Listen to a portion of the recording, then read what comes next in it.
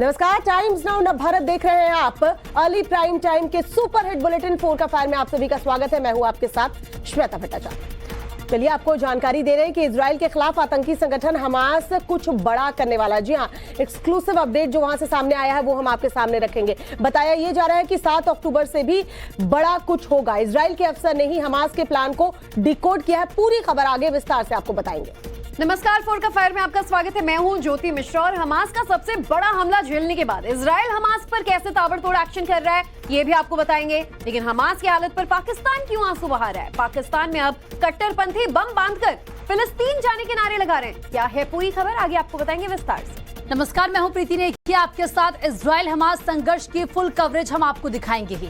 देश के सियासत में क्या चल रहा है वो भी हम आपको बताएंगे। इसके साथ ही दिल्ली, मुंबई समेत आपके शहर की खबर भी हम लेकर आए हैं। और बड़ा अपडेट लगातार आप तक हम पहुंचा रहे हैं जंग के मैदान से, महाजंग के मैदान से। अब एक सुपर एक्सक्लूसिव आपको बता दें, वॉर जोन में हमले का अलर्ट जो था वो नवभारत के कैमरे में कैद हुआ। गाजा बैटल ग्राउंड का एक सनसनीखेज लाइव वीडियो आपको दिखाते हैं जो हमारे वहां मौजूद संवाददाता ने अपने कैमरे में कैद किया। तो कैमरे में कैद हुआ है महायुद्ध का खौफनाक वीडियो। वो तस्वीरें आपको दिखाएंगे। सायरन बजते ही हमले से बचने की कोशिश में लोग नजर आए हैं।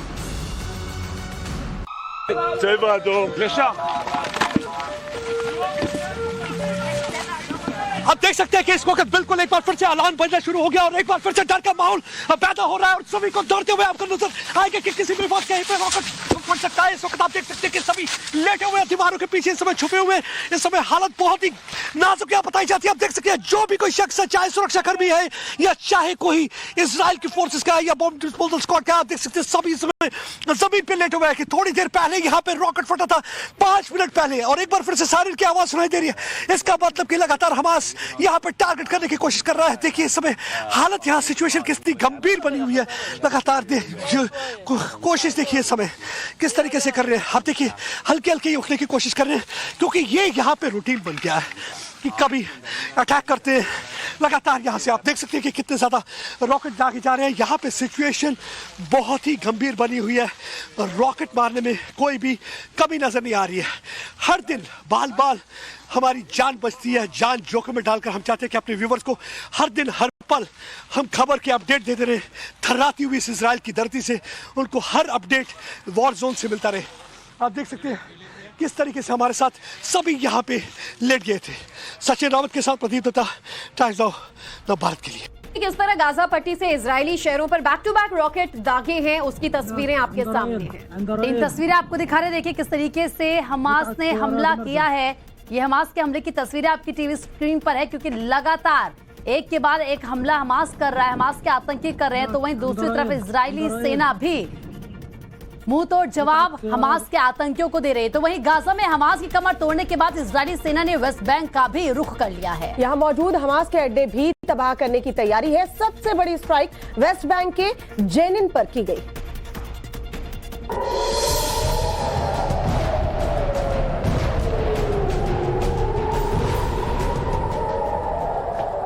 इजराइल को रॉकेट हमले से हमास जो है वो जवाब दे रहा है। हमास के निशाने पर इजराइल के कई शहर आ चुके हैं। हमास ने अपने रॉकेट से नेतन्याहू शहर को टारगेट बनाया है और अब इस हमले के बाद पूरे शहर में रॉकेट हमले का सायरन गूंजने लगा।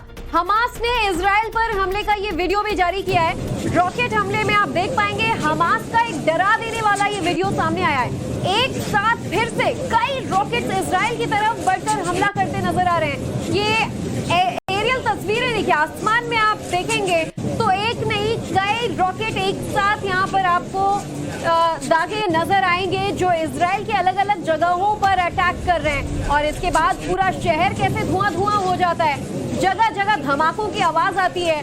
वो तस्वीरें भी हमास ने जारी की हैं। तो एक के बाद एक तस्वीरें जारी की जा रही है हमास की तरफ से भी ये दिखाने के लिए कि किस तरीके से वार उसकी तरफ से किया जा रहा है। इधर हमास अपने आतंकी हमले को फिलिस्तीन की आजादी की लड़ाई बता रहा है, लेकिन गाजा पट्टी से लगे इजराइल के शहरों से जो खौफनाक तस्वीरें सामने आ रही हैं वो कुछ और ही बानगी बयां कर रही हैं। वो बता रहे हैं कि हमास के आतंकियों ने नरपिशाच वाली हरकतें शुरू कर दी हैं। मासूम बच्चों के सर कलम किए गए हैं।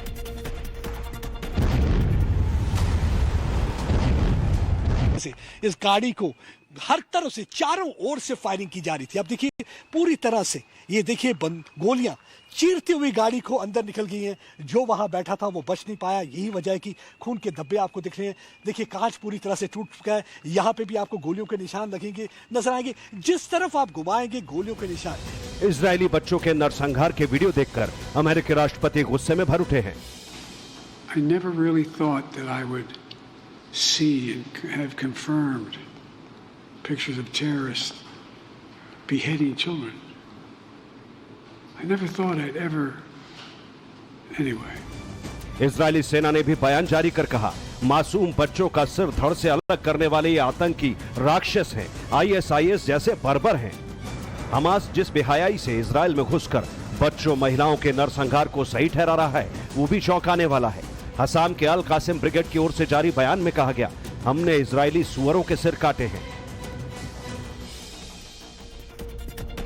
तो एक तरफ इस्लामिक वर्ल्ड तो दूसरी तरफ पश्चिमी देश। इजराइल हमास युद्ध के बाद विश्व की तस्वीर कुछ ऐसी बनती दिखाई दे रही है।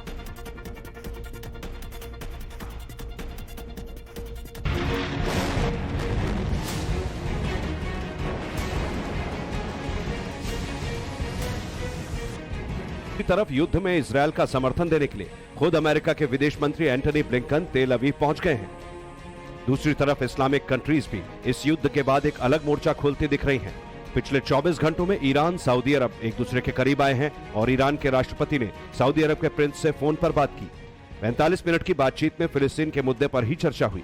इस बीच रूस ने कहा कि दुनिया को फिलिस्तीन स्थापना पर सोचना होगा, जबकि तुर्की ने इजरायल को मिल रही अमेरिकी मदद पर सवाल उठाए। जाहिर है आने वाले कुछ दिन इजरायल और हमास का युद्ध दुनिया में देशों का रुख और खेमेबंदी तय करेंगे, और अगर ये युद्ध थोड़ा और बढ़ा तो संघर्ष कुछ और देशों की जमीन तक पहुंच सकता है। पूरी दुनिया जानती है कि दुश्मन को इजराइल माफ नहीं साफ करता है, इसलिए इजराइल ने गाजा के लिए जरूरी सामान की सप्लाई जो है वो बंद कर दी है। और ये अलग बात है कि दुनिया के कई और देश संयुक्त राष्ट्र अपील पर अपील कर रहे हैं, लेकिन इजराइल ने अब साफ कर दिया है कि आतंकियों के लिए मानवाधिकार नहीं होता है, सिर्फ मौत की सजा होती है। आतंकी संगठन हमास की सफाई की जिद पर इजराइल अड़ गया है और यहां तक कि इजराइल ने गाजा को मिलने वाली बिजली, खाने का सामान और फ्यूल की सप्लाई पूरी तरह रोक दी है। इजराइल ने साफ धमकी दी है कि जब तक हमास इजरायली बंधकों को नहीं छोड़ता तब तक बिजली, पानी और खाने के सामान की सप्लाई पूरी तरह बंद रहेगी। यानी गाजा में हमास की हिमाकत की सजा अब वहां के लोग भुगतेंगे। इस बीच दुनिया ने भी फिलिस्तीन और गाजा के लोगों की मदद से हाथ खींच लिए हैं। जर्मनी ने विकास के लिए मिलने वाली मदद रोक दी है। मिस्र ने 2 कदम आगे बढ़ते हुए युद्ध शरणार्थियों को सेफ कॉरिडोर देने से मना कर दिया है। गाजा में इस समय 2.5 लाख से ज्यादा शरणार्थी हैं और इन शरणार्थियों के लिए संयुक्त राष्ट्र के 92 बेस कैंप हैं जो पूरे नहीं पड़ रहे। इजरायल के बमों का खतरा अलग से है। और ब्रेक के बाद एक बार फिर से आपका स्वागत है। इजराइल फिलिस्तीन भीषण जंग के बीच आपको इंडियन आर्मी की शौर्य गाथा की झलक दिखाएंगे, जिसको देखकर जहां हिंदुस्तानियों का सीना गर्व से चौड़ा हो जाएगा, तो वहीं दुश्मन देशों किस तरीके से थर-थर कांपने लगेंगे। पहाड़ियों के बीचों बीच जहां मिसाइल की बारिश की जा रही है तो वहीं तोप आग उगल रहा है। जरा इन तस्वीरों को गौर से देखिए। दरअसल इस वीडियो को इंडियन आर्मी ने ही जारी किया है।